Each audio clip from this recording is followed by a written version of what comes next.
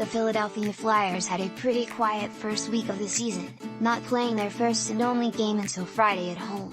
This didn't go the way they hoped it would, but they didn't come out empty-handed either. The tough Philadelphia crowd let the Flyers team hear their disappointment after allowing 4 goals in the second period and were booed off the ice.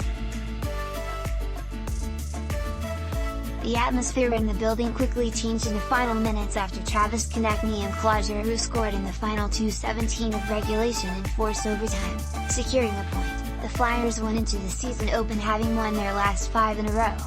Things may take time for the Flyers' new players to get acclimated and develop chemistry with line mates before we can really judge them.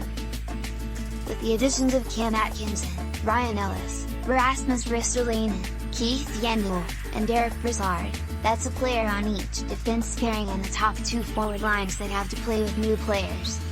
This can really affect the defensemen, as there are only 2 of them, and they need to know where the other one is to successfully make plays in their own end and break out more easily.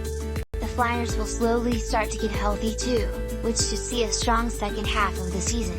Flyers week ahead. The Flyers' schedule looks to pick up this week with 3 tough matchups, but at least they are playing games. They continue to host games at the Wells Fargo Center this week until they finally head out west for a Western Canadian road trip next week. The week started with the Seattle Kraken visiting the Flyers yesterday evening. This is a team that is slightly improving each game they play in the inaugural season. They kicked off their first week with 2 comebacks, one resulting in heartbreak against the Vegas Golden Knights and the other in their first win versus the Nashville Predators. Game 3 was even tighter as the Kraken and goalie Philipp Grubauer looked to have finally figured it out in the crease. This is a team that is only going to get tougher the more time they spend together and learn each other on and off the ice. The Flyers catch a break and get their first look at this team early in the season.